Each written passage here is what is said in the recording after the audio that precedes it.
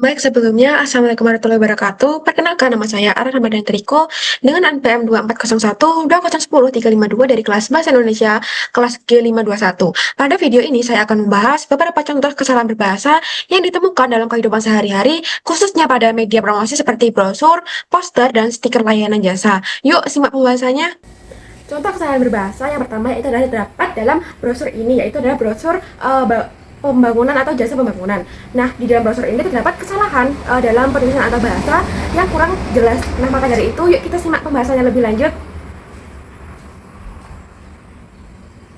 Nah, pada poster tadi, yang pertama yaitu adalah contoh dari brosur jasa bangunan. Nah, pada brosur asli yaitu adalah ini terdapat beberapa kesalahan yang sudah nampak nih, yaitu yang pertama yaitu adalah terdapat pada kata menawarkan. Nah, kata menawarkan di sini itu seharusnya sebagai judul yaitu kayak kurang efektif karena tidak menjelaskan informasi secara langsung tetapi akan lebih baik jika diganti menjadi melayani jasa bangunan dan renovasi rumah. Lalu yang kedua yaitu adalah kesalahan pada kalimat pemasangan kanopi atau atap kanopi. Nah, di mana penulisan pasang kanopi ini kurang tepat karena kata kanopi merupakan bentuk tidak baku atau penulisannya lebih tepat adalah kanopi. Lalu yang ketiga yaitu adalah kesalahan yang ketiga yaitu adalah renovasi rumah atau bangunan. Nah, di sini penulisan renovasi rumah garis miring bangunan baru itu seharusnya lebih tepat menggunakan kata dan, karena renovasi rumah dan juga bangunan baru itu merupakan dua kalimat yang berbeda atau merupakan dua kalimat yang memiliki arti yang berbeda, sehingga lebih baik menggunakan kata hubung dan. Lalu kesalahan yang keempat yaitu adalah penulisan telepon garis miring WA garis miring SMS. Nah, penulisan ini tuh tidak konsisten dan terlalu banyak tanda baca. Sebaiknya ditulis dengan telepon garis miring WhatsApp atau SMS, atau cukup hubungi, yang dimana kalimat ini tuh seharusnya tidak disingkat. Lebih baik adalah contoh yang dapat digunakan atau kebenaran kalimat dalam suatu brosur yang tadi terdapat kesalahan dalam penulisannya.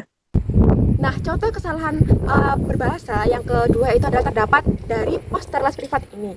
Nah, terlihat bahwa dalam poster les privat ini terdapat beberapa kesalahan seperti penulisan kesingkatan kata dan juga tanda baca yang dimana kurang jelas. Oleh karena itu, yuk kita simak penjelasannya lebih lanjut.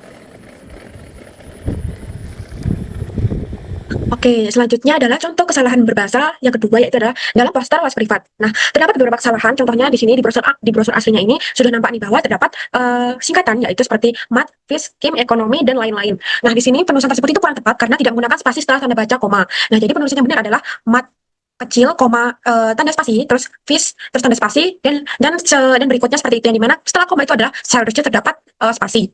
Terus juga atau lebih baik lagi jika tidak disingkat atau lebih lengkap atau lebih rinci seperti mat menjadi matematika, fisik menjadi fisika, kimia menjadi kimia.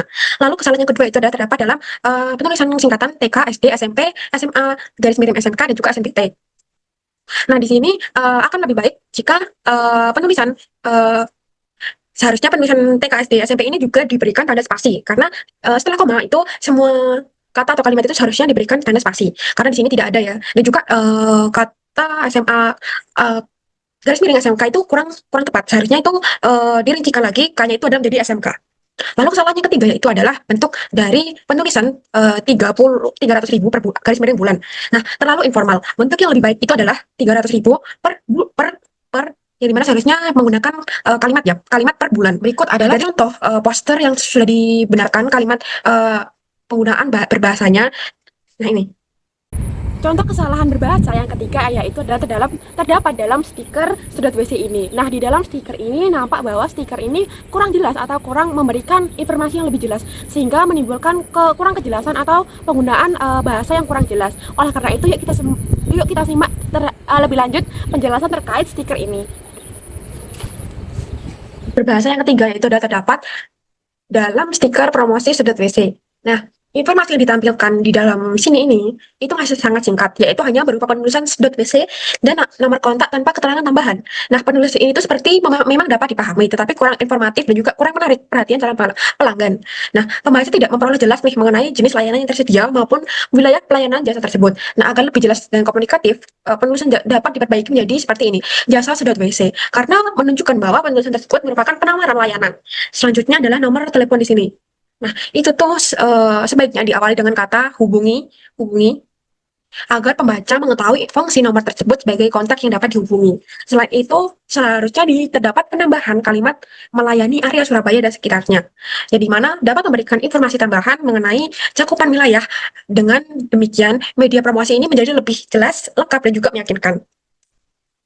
Nah, berikut adalah stiker yang sudah saya revisi terkait analisis kebahasaannya, yang dimana sudah kita bahas tadi terkait seharusnya bagaimana stiker yang baik menurut kaidah analisis kebahasaan.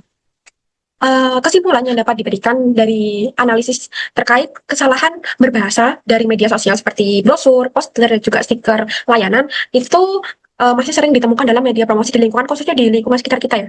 Jadi kesalahan tersebut itu dapat berupa ejaan yang kurang tepat, terus penggunaan singkatan yang terlalu berlebihan, maupun kalimat yang kurang efektif. Oleh karena itu, penggunaan bahasa Indonesia yang baik dan benar itu sangat penting agar informasi itu dapat tersampaikan dengan jelas, mudah dipahami, dan lebih menarik bagi masyarakat.